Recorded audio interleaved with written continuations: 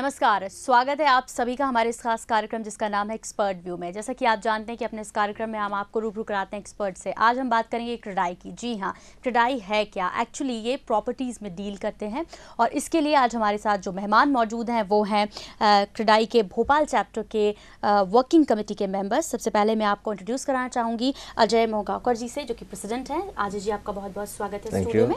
दूसरे मेहमान हैं मनोज सिंह मीक जी, जो कि वाइस प्रेसिडेंट हैं, और तीसरे मेहमान हैं जयंत भंडारी जी, जो कि सेक्रेटरी हैं। आप तीनों का स्टूडियो में बहुत बहुत स्वागत है। मनोज जी, आपसे जानना चाहेंगे कितनी पुरानी एसोसिएशन है? एसोसिएशन 90s में इसका गठन हुआ है जी, और ये महाराष्ट्र से चालू हुई पूरे देश में फैल गई जी।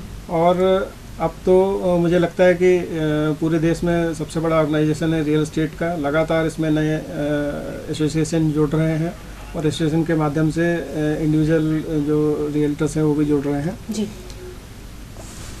इससे इन गतिविधियों को देखते हुए अभी जो हमारे हाल के जो नेशनल प्रेसिडेंट हैं मिस्टर ललित जैन, उन्होंने बहुत ही गंभीर मुद्दों को फोकस करना चालू किया है। जैसे आप सब जानते हैं, रियल एस्टेट को बहुत अच्छी नज़रों से पहले नहीं देखा जाता था जी। तो उसी को ठीक करने की कवायद चल रही है कि जनता में ठीक तरीके से हमारा प्रोजेक्शन होना चाहिए। जो पहले जो प्रोजेक्शन था वो ठीक नहीं था जी।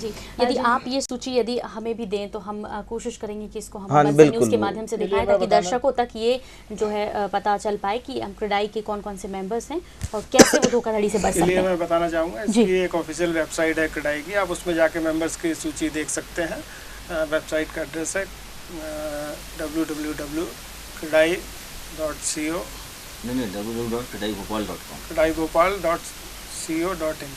इसके अलावा हम ये भी इंश्योर करें कि जी मनोज जी, आपसे सवाल हम जानना चाहेंगे कि यहाँ पर आप एक्सपो का ऑर्गेनाइज कर रहे हैं, किस तरह की स्कीम्स की यदि बात करें, क्या कुछ डिस्काउंट, जैसे जनरली लोग जो हैं, आम लोग जो वो इसी से ऑफर चल रहा है, डिस्काउंट चल रहा है, स्कीम चल रही है उसके थ्रू ज़्यादा, तो ऐसी कुछ आपने प्लानिंग कर रखी है अपने एक्सपो के लिए? भोपाल के जितने लीडिंग प्लेयर्स हैं या क्रेडाई के मेंबर्स हैं, वो आमतौर पर स्कीम्स नहीं देते हैं, क्योंकि स्कीम इतने बड़े प्रोडक्ट में कोई मायने नहीं रखती है। और स्कीम के बारे में आम जनता आप जानती है, कोई भी स्कीम इस प्राइस में सम्मिलित होती है जी।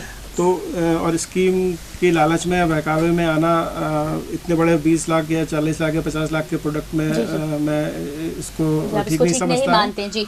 जी, तो बेहतर है कि निर्णय जो है प्रोडक्ट को देख के और बिल्डर की जो वो तो एक्सपो में जाने के बाद ही पता चल पाएगा। परिवार और सीमित परिवार के लिए जो लोग चाह रहे हैं वो आपको क्रेडाई एक्सपो लग रहा है, वो समय की बहुत बड़ी बात है। कितने दिनों के लिए लगेगा और कब कहाँ लगेगा? देखिए, 4 दिनों के लिए ये एक्सपो लगने वाला है और बिट्टन मार्केट ग्राउंड दशहरा मैदान पे लगेगा जी। और मुझे लगता है कि जैसा अभी एक कॉल था, उनकी भी जो नीड है मुझे लगता है उसमें फुलफिल होगी। धीरे धीरे लोग अब कीमतें रियल एस्टेट में बढ़ने के कारण छोटे साइज़ पे कंप्रोमाइज़ करने लगे हैं। ये दौर आते आते ही आता है, लेकिन इस तरह के कॉल सुन के डेवलपर को मुझे लगता है कि इस तरह के प्रोजेक्ट भी प्लान करने चाहिए जी। आपसे भी हम जानना चाहेंगे कि मिशन ट्रांसपेरेंसी की बात हम यहाँ पर कर रहे हैं और हर कोई अब डर रहा है, बिल्डर्स इतने सारे आ गए हैं कि वो डरने लगे हैं। तो क्या किस तरह से अब जो है आपकी जो प्लानिंग्स है वो कैसी हैं और कैसे क्या इस पर बंदिश लग पाएगी? अब देखिए, हर दौर में अच्छे और बुरे लोग ट्रेड में आते हैं, और जो अच्छे लोग हैं सर्वाइव करते हैं, और जो अच्छे लोग नहीं हैं वो 1-2 प्रोजेक्ट के बाद स्टेट में नहीं रहते जी। हाल ही में कुछ नए लोग आए हैं, इसमें से कई लोग अच्छा काम कर रहे हैं और टिके रहेंगे बाज़ार में। और जो कस्टमर्स को और बाकी जो कोड ऑफ कंडक्ट हैं बेसिक इस बिज़नेस के, उन पर ध्यान नहीं देगा, उनका लॉन्ग टर्म में चलना मुश्किल है।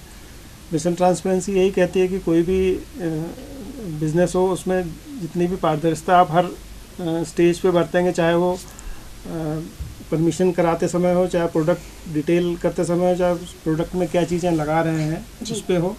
जैसे एक उदाहरण के तौर पे लें कि एक डेवलपर मकान बनाता है जब, तो जो भी चीज़ें उसमें लगाता है, चाहे दरवाज़ा या टाइल या नल, उन सब में कुछ वारंटी मिलती है। वो पूरी तरीके से कस्टमर को पास ऑन करे, तो ये भी ट्रांसपेरेंसी का पार्ट। अब धीरे धीरे सब लोग ये अपनाने लगे हैं, तो मुझे लगता है कि आने वाले दिनों में ज़्यादा से ज़्यादा ट्रांसपेरेंसी आपको देखने को मिलेगी, और यही प्रयास क्रेडाई कर रही है। जी जी। छिंदवाड़ा में कहीं कराड़ी का ऑफिस होगा?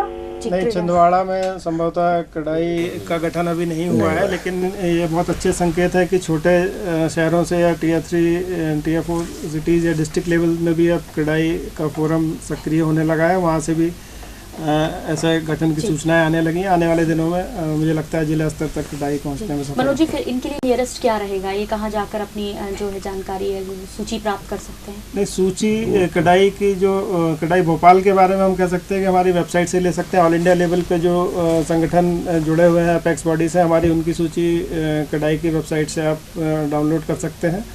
और ज़िला स्तर पर मुझे लगता है कि आपको जो बाकी सावधानियां मकान लेते समय अभी जब तक कढ़ाई वहाँ पे नहीं है वो बरतनी पड़ेगी। जी, बढ़ेंगे आगे। यहाँ कढ़ाई की विशेषताओं के बारे में आपसे जानना चाहेंगे मिक जी, और जो है कढ़ाई के बारे में जैसा अभी तक आप लोगों से शेयर किया हमने कि ऑल इंडिया लेवल पे हम एसोसिएशन के माध्यम से काम कर रहे हैं। गवर्नमेंट से 1-to-1 डिस्कशन में अब कढ़ाई है, चाहे स्टेट लेवल पे पॉलिसी मैटर हो या नेशनल लेवल पे हो। अभी लास्ट टाइम हमारा जो ऑल इंडिया फोरम का सिंगापुर में सम्मेलन था, उसमें अर्बन डेवलपमेंट मिनिस्टर कमलनाथ जी आए हुए थे। उनको हमने काफ़ी डॉक्यूमेंट्स ऑल इंडिया लेवल पे उन्हें सौंपे हैं कि किस तरह की हमें समस्या है और उनका निदान कैसे होना चाहिए। हमने सोल्यूशन भी उसमें लिख के दिए हैं कि इस तरीके से होना चाहिए। बेस्ट प्रैक्टिसेस जो है अलग अलग स्टेट में अलग अलग तरह की जो श्रेष्ठ सिद्धांत हैं व्यवसाय को करने के, उनको उनके तहत पॉलिसी बनाने का निवेदन हमने किया है। और हम आशा रखते हैं कि आने वाले दिनों में जो जटिलता है इस सेक्टर की वो धीरे धीरे कम होगी जाती है।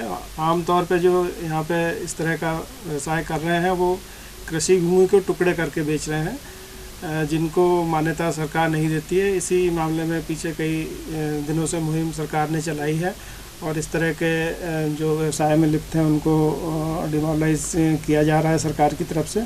और हम कढ़ाई की तरफ से भी ये कहना चाहते हैं माननीय अध्यक्ष जी की सहमति से कि जो भी इस तरह के व्यवसाय में संलग्न है उनसे इस रियल एस्टेट की इस तरह की प्रॉपर्टीज़ खरीदना आपके लिए जोखिम भरा हो सकता है।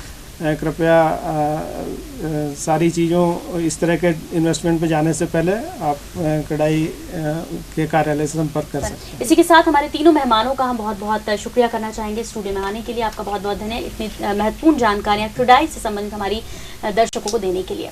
फिलहाल एक्सपर्ट व्यू में इतना ही, दीजिए इजाज़त, नमस्कार।